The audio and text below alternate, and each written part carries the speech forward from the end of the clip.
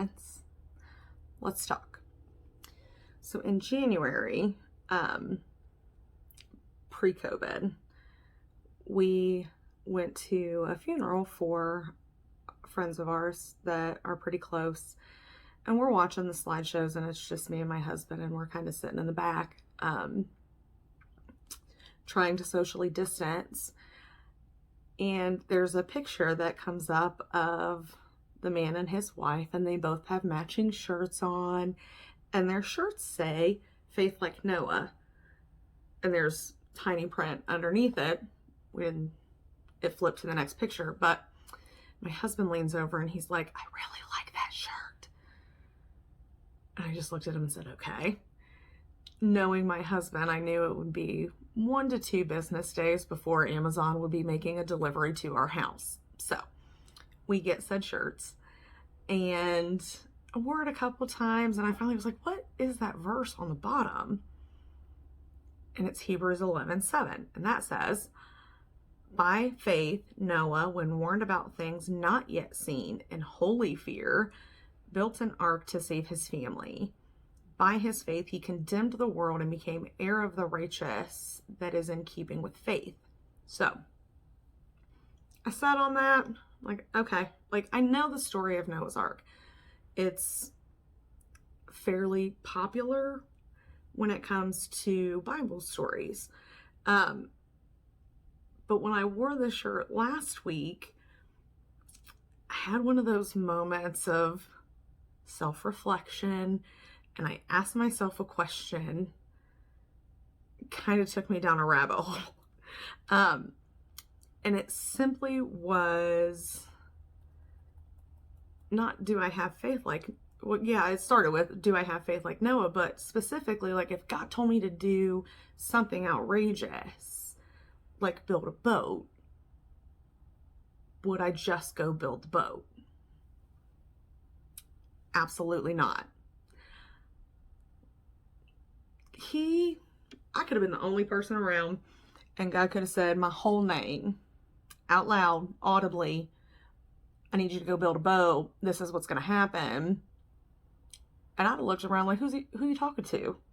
He wouldn't even got the full sentence out before I started asking questions and justifying why that. You've seen me in Home Depot, sir. I don't know the difference between oak, maple, and gopher wood. What? The difference between a screw and a nail? Like, I barely know that. I think you picked the wrong person. And then I'm going to start trying to give alternatives to what I was told to do. Can I bring the Febreze? Can I decorate the boat? Can I just cuddle a panda? I don't even like cuddling, but I'll cuddle some pandas. I'll alphabetize the animals. I probably would have left bugs off. I'll be like Peter and get out of the boat. I'll get in the boat. I don't want to build a boat. And just left it at that. So that moment of realization for myself was like, okay, so now what do I do with this? And then to think, Noah asked no questions. God said, "I'm going to do this. This is what you need to do." Noah just like flips his beard over his shoulder and goes on about a way and starts building a boat. It's mind-blowing for me to think that you just did that with no questions. Questions are part of my day. So, because now I have this realization, it led to more questions. And I start digging up some things about, I tried to find as much out about Noah as I could within the Bible, kind of before or during the ark, and there's not a lot. But the first thing that hit me a little different is the fact that, hang on, I'm scrolling through my notes. The entire story of Noah's Ark takes place in Genesis 6, which is roughly 10 generations from the creation of man. So you've got Adam and Eve, Noah, like fairly close in the Bible, Within 6 chapters of the Bible, here's this verse. The Lord saw how the wickedness, the Lord saw how great the wickedness of the human race had become on the earth, and that every inclination of the thoughts of the human heart was only evil all the time. The Lord regretted that he made human beings on the earth, and his heart was deeply troubled. So the Lord said, I will wipe from the face of the earth the human race I have created, and with them the animals, the birds, and the creatures that move along the ground, for I regret that I have made them. But Noah found favor in the eyes of the Lord.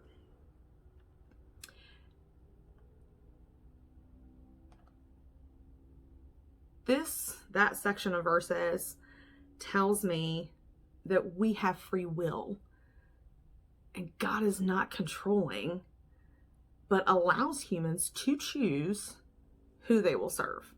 Also, on a scale of maybe the thousands of humans that were on the earth at that time, the realization of the fact that only one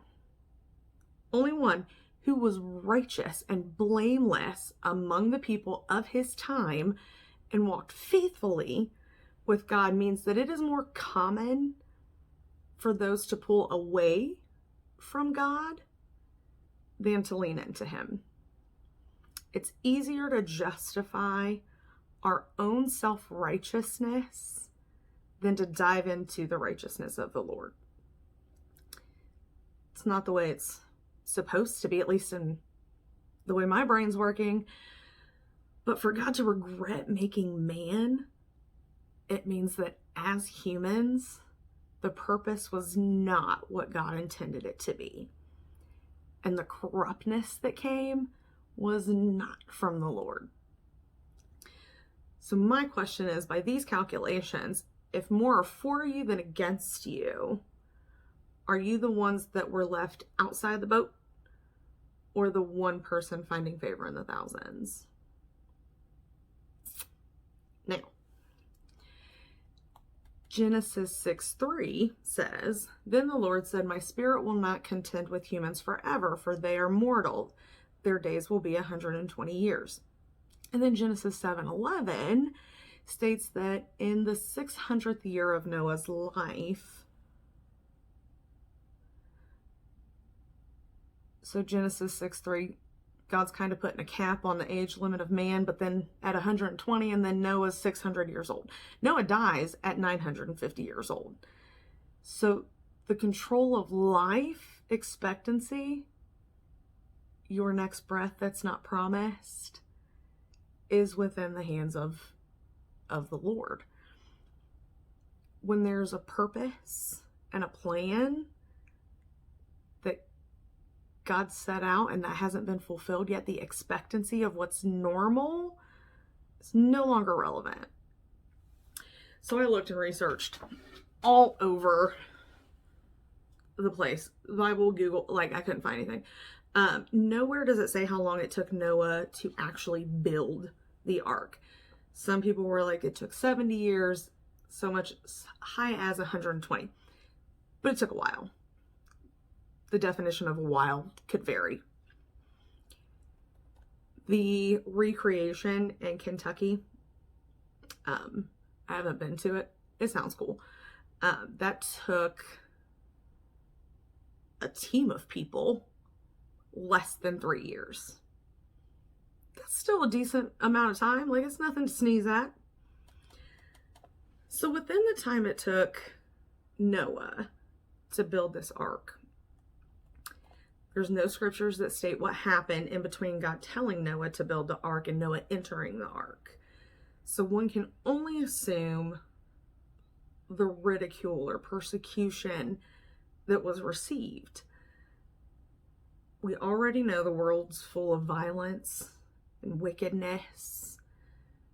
So can you imagine being the sole person preaching that you were doing something for the Lord and no one else believed it? Can you imagine the looks he received? The names that were called, just living that every day. Do you wonder if Noah felt like throwing in the towel because sometimes it was too much? Can you imagine being so consumed by doing what's right and what you believe that you shut the rest of the world out and work on a project given by God to save your family? And then on the other side of that, do you think that as the rain came and people realized that Noah was right and that they all refused to listen to him, that he was on the boat rolling his eyes, telling people, well, you should have listened to me. I told you so. And that condemnation? Or do you think he grieved because he heard the knocking and the scrambling and the scratches and the screaming of people realizing what was happening? So as I sat in that state of wonder, I remember that I was having a conversation with my father-in-law, like one of the first times I wore this shirt, and he dropped this little nugget in a conversation, and it was one of those, I can't believe you just said that to me, in a good way.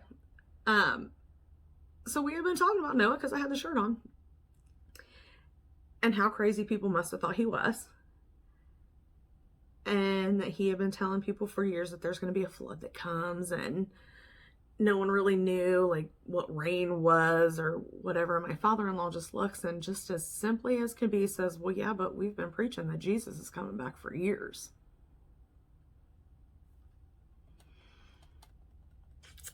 See, I don't have to worry that God's going to tell me to build a boat, because he said he wouldn't do that again. But what he did do was send his son to live a perfect life and die on a cross for my sins, so that I can have enough faith to believe in Jesus and live eternally in heaven, which in the world today can be deemed as crazy. It's even crazier to tell someone, by the way, Jesus is soon coming back. This is something that doesn't make sense. No one's seen it. No one's experienced it. Kind of like Noah. But there are how many people in the world preaching this very message? And the odds are about the same as that one in thousands. I like to think of myself as a fairly logical person, but I'm also a very literal person.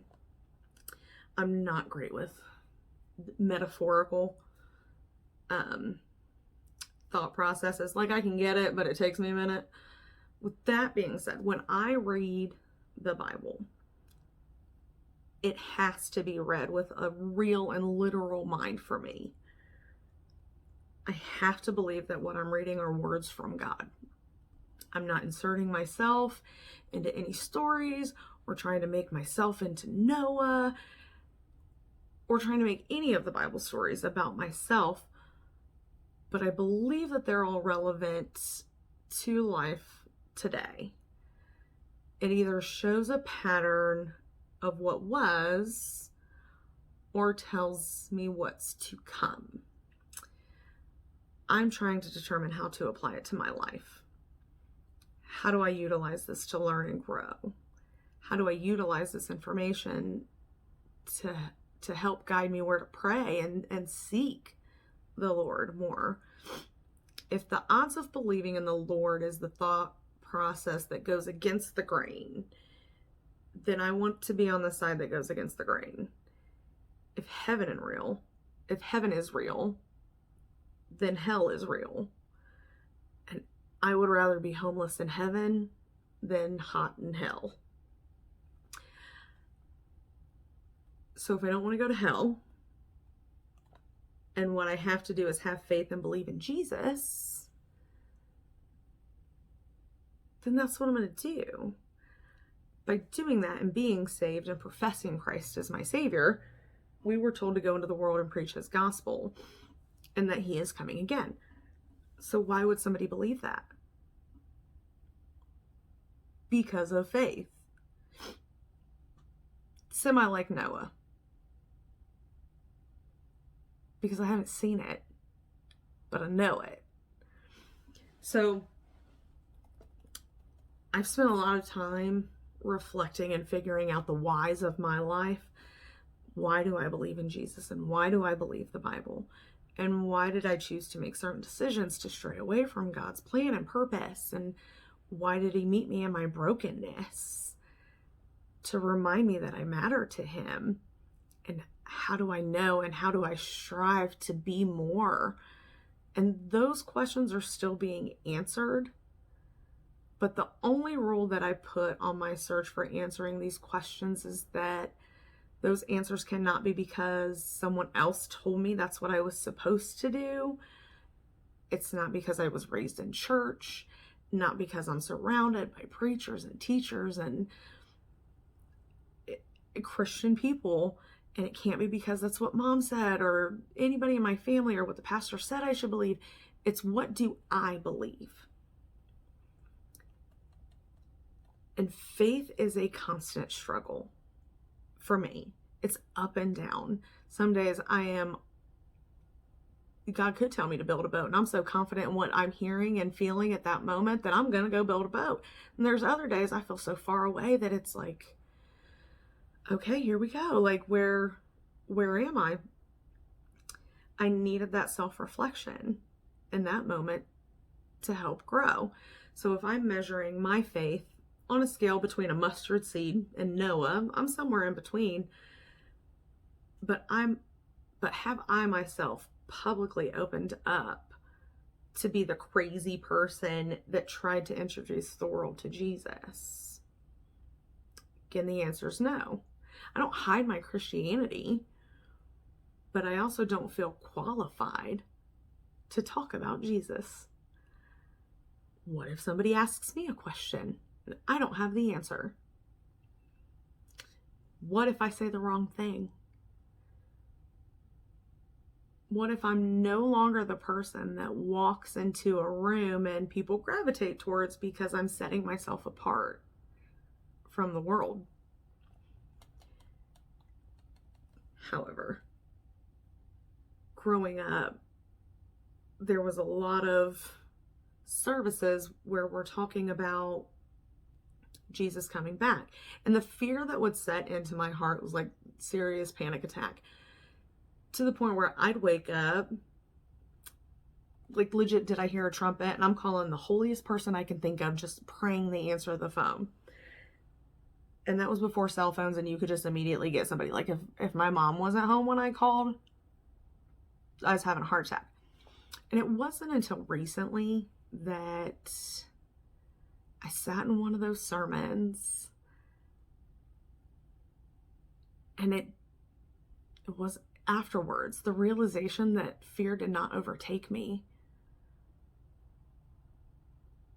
And like panic, my heart just kind of made me take pause. And the peace that came with that was like I understood the realness and the purpose of Jesus, and that I was getting to know Him on a more intimate level. So yes, talking about how people will be missing and loss of hope that will overtake those days is scary. But isn't it more scary to know that it's going to happen, or hear about something that may happen that you haven't seen and you don't understand, and not change your own outcome? That doesn't make any logical sense to me. The best way I can summarize a essentially the New Testament of the Bible, is Jesus is born to a virgin to live a perfect life, to be condemned and die for our sins on a cross so that we could live in heaven with him if we choose to accept the gift of salvation. He died, rose from the grave 3 days later, and eventually ascended to heaven and told the disciples, I'll be back.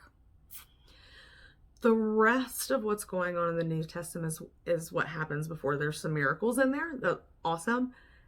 And then what's going to happen before he comes back. If those writings are already being fulfilled as prophecies, why wouldn't I suffer a little persecution now for eternity in heaven? It's a logical assessment of risk, which is what I'm paid to do at work, is look at something and make a decision for the one that's going to give me the most favorable option and the least risk. And we're talking about your life. So if I get paid to do that daily, why wouldn't I apply that same mindset to my soul? So John 14:3 says, and if I go to prepare a place for you, I will come back and take you to be with me, that you may be where I am. That's where I'm trying to go. The Bible also talks about the end times and what to expect before Jesus returns. So 2 Timothy 3:1-5 says, but mark this, there will be terrible times in the last days.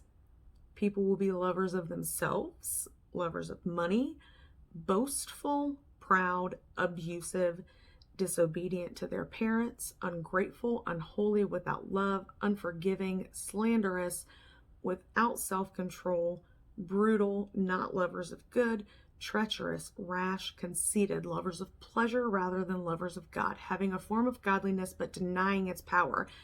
Have nothing to do with these people. It says it. If that does not capture the world we live in right now, I don't know what does. So I believe in the Bible because I've felt it in my soul. I can see it. I believe in what is to come by faith because I can't believe some of it and not all of it. I don't highlight my Bible in white out and take out the parts I don't like.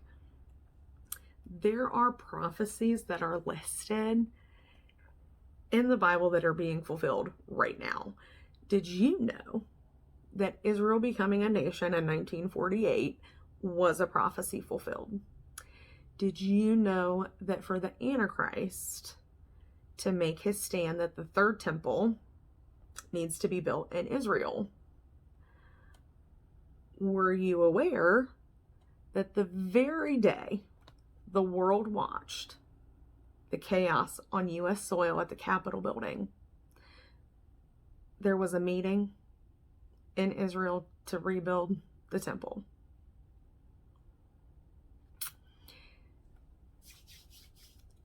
I can't logically ignore those signs. When a book that was written before any of this happened explains what is happening right now, again, I'd rather face a little persecution for a little while here and spend eternity in heaven. So with that being said, I can't make anybody choose Jesus any more than you can make me choose not to serve him. All I'm saying is that in order for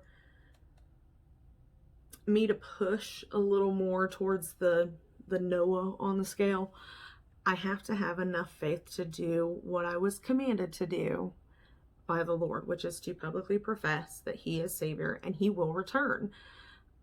I pray you are ready for that day.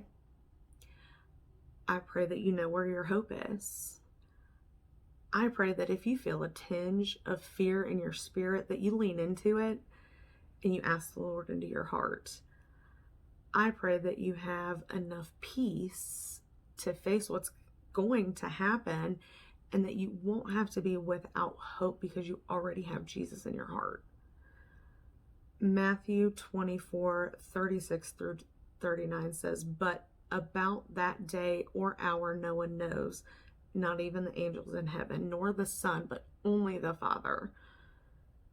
As it was in the days of Noah, so it will be at the coming of the Son of Man. For in the days before the flood, people were eating and drinking, marrying and giving in marriage, up to the day Noah entered the ark, and they knew nothing about what would happen until the flood came and took them all away.